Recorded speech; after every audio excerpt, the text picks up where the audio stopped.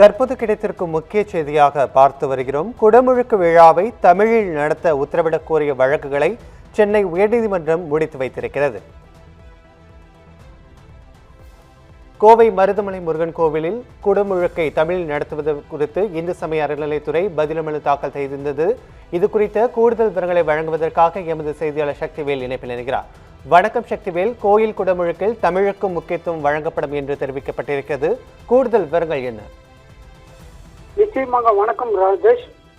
கோவை மருதமலை முருகன் கோவில் குடமுழுக்கு நிகழ்வில் சமஸ்கிருதத்திற்கு இணையாக தமிழுக்கு முக்கியத்துவம் வழங்கப்பட வேண்டும் என சென்னை உயர்நீதிமன்றம் இந்து அறநிலையத்துறைக்கு தெரிவித்துள்ளது. குடமுழுக்கு விழாவை தமிழில் நடத்த உத்தரவிட வேண்டும் என சுரேஷ் பாபு என்பவர் நாம் தமிழர் கட்சியின் மாநில செயலாளராகவும் விஜயராகவன் தொடர்ந்த வழக்குகள் இந்த வழக்கின் அடிப்படையில் முடித்து வைக்கப்பட்டுள்ளது. தமிழில் குடமுழுக்கு நடத்த எதிர்ப்பு தெரிவித்து ஆதி சிவாச்சாரியர்கள் சங்கம் தொடர்ந்த இந்த வழக்கு முடித்து வைக்கப்பட்டுள்ளது. கோவை அடுத்த மருதமலை பிரசித்தி பெற்ற சுப்பிரமணிய சுவாமி கோயில் உள்ளது.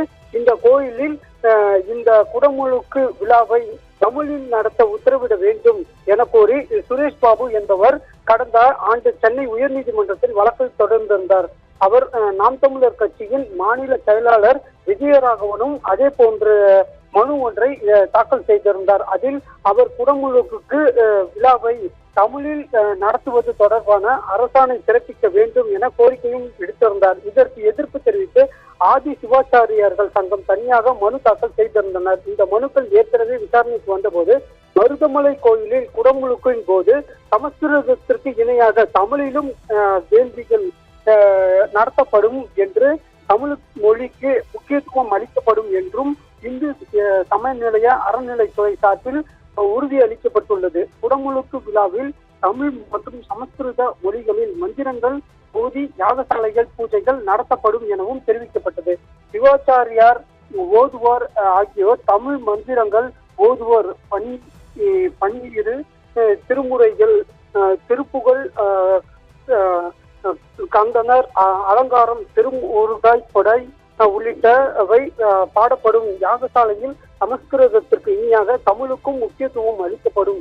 யாக பூஜையின் போது 36 யாக குண்டலத்தில் தமிழிலும் வேறு 36 குண்டலத்தில் சமஸ்கிருதத்திலும் வேள்விகள் நடத்தப்படும் என தெரிவிக்கப்பட்டது. இந்த நிலையில் இந்த வழக்கு நீதிபதி கிருஷ்ணராமசாமி முன்பு இன்று விசாரணைக்கு இறுதியாக வந்தபோது இந்து அறநிலைத்துறை சார்பில் ஏற்கனவே உயர்நீதிமன்றத்தில் உறுதி அளிக்கப்பட்டபடி சமஸ்கிருதத்திற்கு இணையாக தமிழுக்கும் முக்கியத்துவம் அளிக்கப்படுவதாக தெரிவிக்கப்பட்டது.